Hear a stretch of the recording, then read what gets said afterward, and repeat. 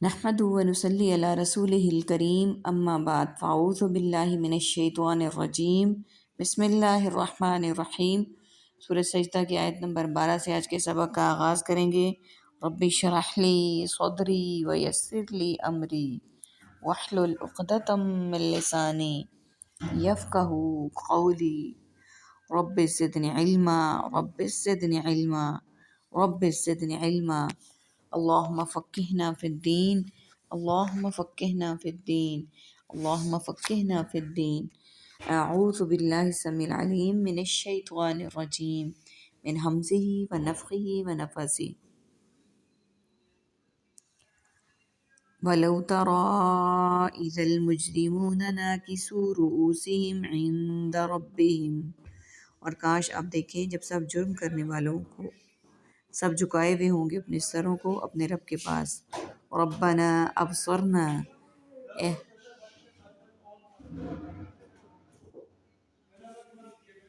اے ہمارے رب ہم نے دیکھ لیا،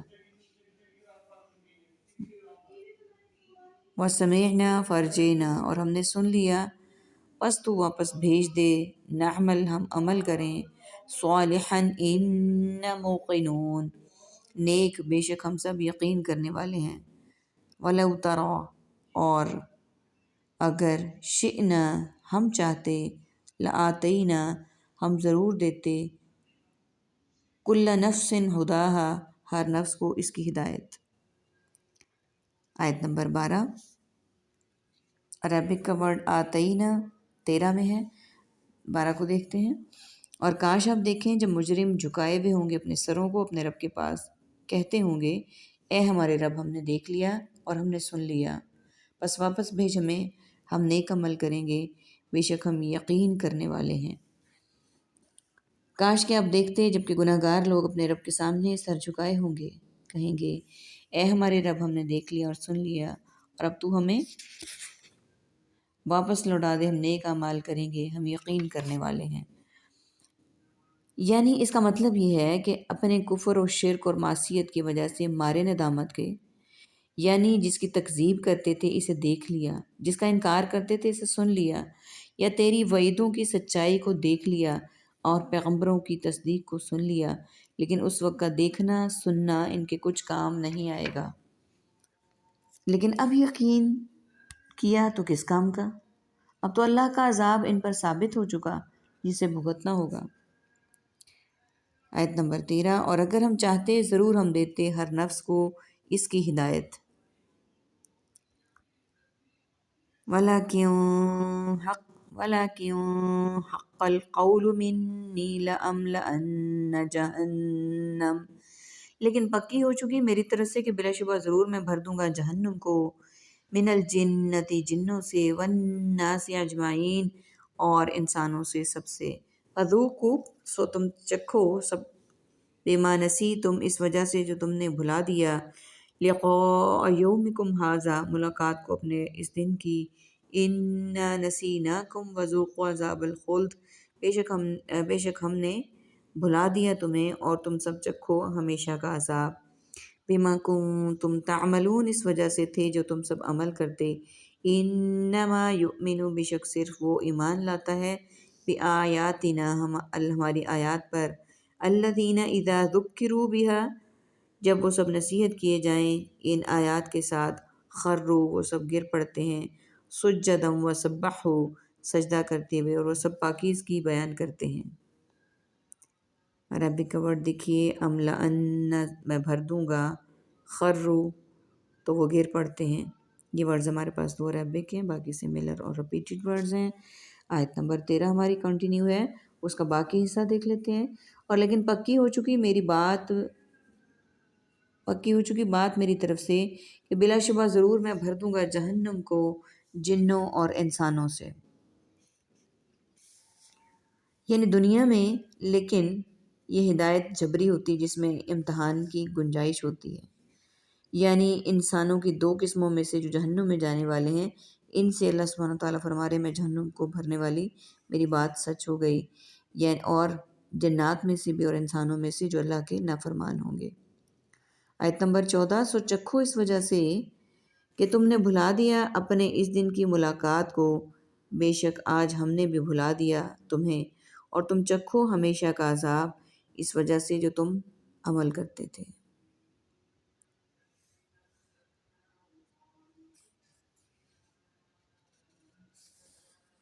یعنی جس طرح تم ہمیں دنیا میں بھلائے رہے، آج بھی تم سے ایسا ہی معاملہ ہم کریں گے، ورنہ ظاہر بات ہے کہ اللہ تو بھولنے والا ہے ہی نہیں۔ آیت نمبر 15، بے شک صرف وہی ایمان لاتے ہیں ہماری آیات پر جو کہ جب وہ نصیحت کیے جائیں ان آیات کے ساتھ تو وہ گر پڑتے ہیں سجدہ کرتے ہوئے اور پاکیزگی بیان کرتے ہیں بحمد ربہم وہم لا یستکبرون، اپنے رب کے ساتھ، اور وہ سب نہیں تکبر کرتے۔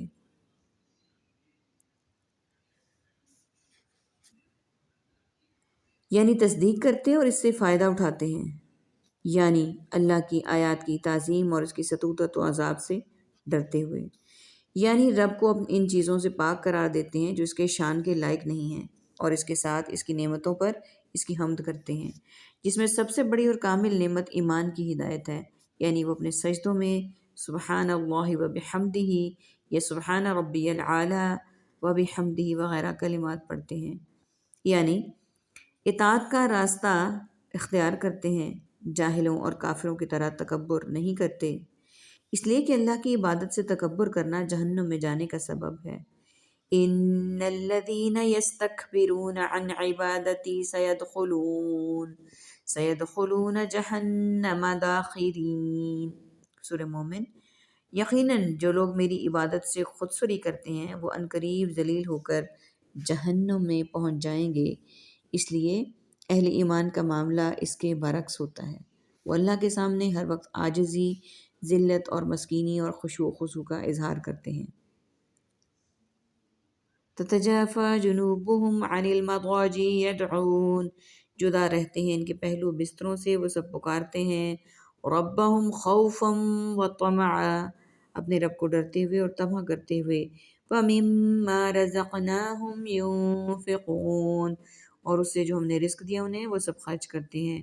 فلا تعلم، پس نہیں جانتا، نفس کوئی نفس، ما اخفیہ جو چھپائی گئی، لہم ان کے لیے، من قرۃ اعین ان کے لیے آنکھوں کی ٹھنڈک سے، جزاء بما كانوا يعملون، بدلہ اس کا جو سب تھے وہ عمل کرتے۔ افمن، تو کیا وہ شخص کانا تھا ہو، مؤمنن مومن، کمن کانا اس کی طرح ہو سکتا ہے جو ہو فاسقا نافرمان۔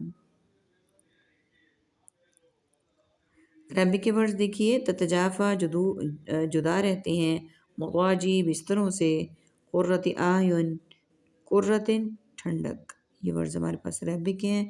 آیت نمبر 16 کو دیکھ لیتے ہیں، جدا رہتے ہیں ان کے پہلو بستروں سے اور وہ پکارتے ہیں اپنے رب کو ڈرتے ہوئے اور طمع کرتے ہوئے، اور اس سے جو ہم نے رزق دیا انہیں وہ خرچ کرتے ہیں،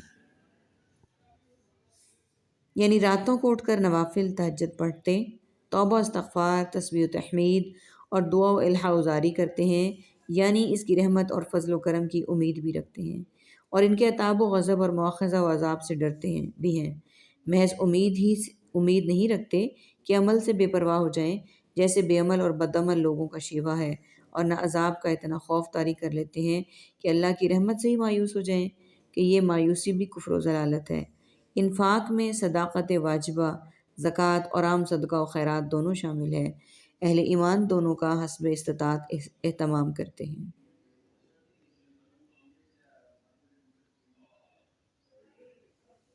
نیکسٹ آیت پہ چلتے ہیں، آیت نمبر 17، پس کوئی نفس نہیں جانتا جو چھپائی گئی ان کے لیے آنکھوں کی ٹھنڈک بدلہ دینے کے لیے اس عمل کا جو وہ کیا کرتے تھے، یعنی اللہ کے سوا کوئی نہیں جانتا ان نعمتوں کو جو اس نے مذکورہ اہل ایمان کے لیے چھپا رکھی ہیں، جو اعمال ہم نے اوپر کی آیات میں پڑھے، آیت نمبر 16 میں، جن سے ان کی آنکھیں ٹھنڈی ہو جائیں گی۔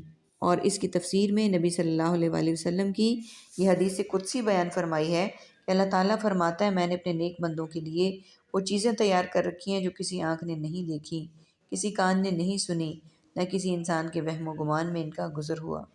صحیح بخاری کی حدیث آپ کے سامنے رکھی گئی۔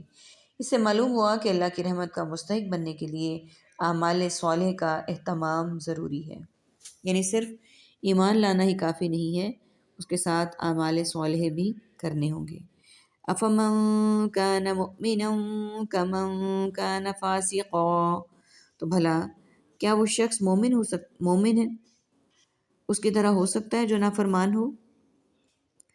لا یستوون، نہیں وہ سب برابر ہو سکتے ہیں۔ آیت نمبر 18 کو دیکھ لیتے ہیں۔ یہ استفہام انکاری ہے، یعنی اللہ کے ہاں مومن اور کافر برابر نہیں ہیں، بلکہ ان کے درمیان بڑا فرق اور تفاوت ہوگا۔ مومن اللہ کے ہاں مہمان ہوں گے اور اعزاء و اکرام کے مستحق اور فاسق، اور کافر اور تعزیر و عقوبت کی بیڑیوں میں جکڑے ہوئے ہوں گے، جہنم کی آگ میں جھلسیں گے۔ اس مضمون کو دوسرے مقامات پر بھی بیان کیا گیا، مثلا سورہ صاد، سورہ جاثیہ اور سورہ حشر وغیرہ میں۔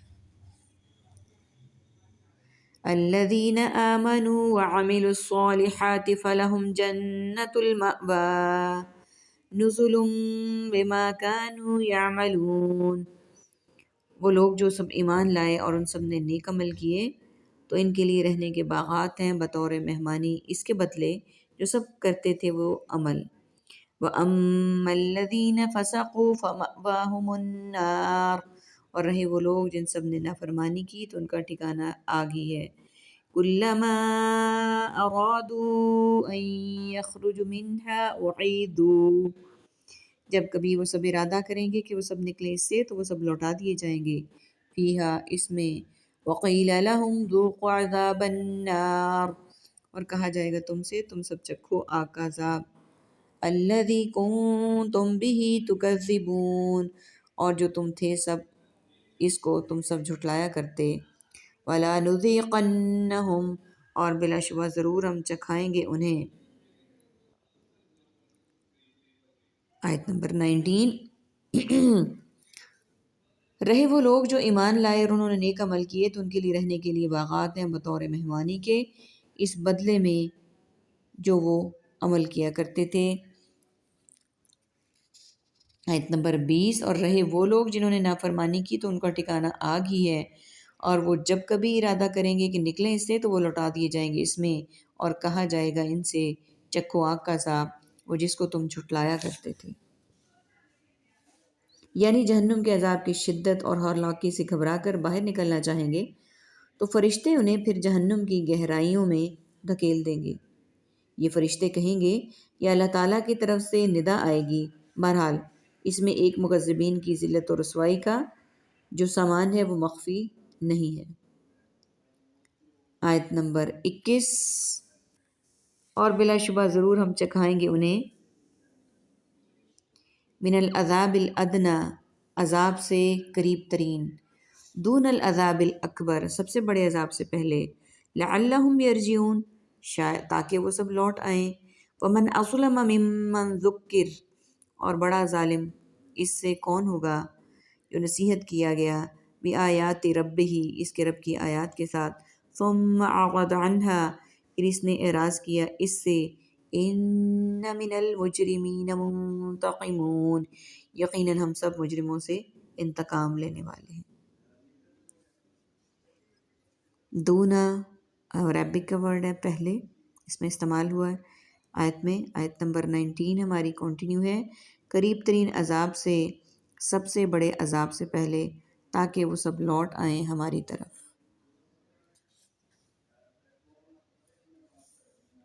عذاب ادنا چھوٹے سے قریب کے بعض عذاب سے دنیا کا عذاب یا دنیا کی مصیبتیں اور بیماریاں وغیرہ مراد ہیں۔ بعض کے نزدیک اس سے مراد وہ قتل ہے جس سے جنگ بدر میں کافر دوچار ہوئے، یا وہ قحط سالی ہے جو اہل مکہ پر مسلط کی گئی۔ امام شوکانی رحمۃ اللہ علیہ فرماتے ہیں تمام صورتیں ہی اس میں شامل ہو سکتی ہیں۔ اور کون بڑا ظالم ہے اس سے جسے نصیحت کی گئی اس کے رب کی طرف سے، نصیحت کی گئی اس کے رب کی آیات کے ساتھ، پھر اس نے اعراض کیا ان سے، یعنی منہ پھیر لیا، یقیناً ہم مجرموں سے انتقام لینے والے ہیں۔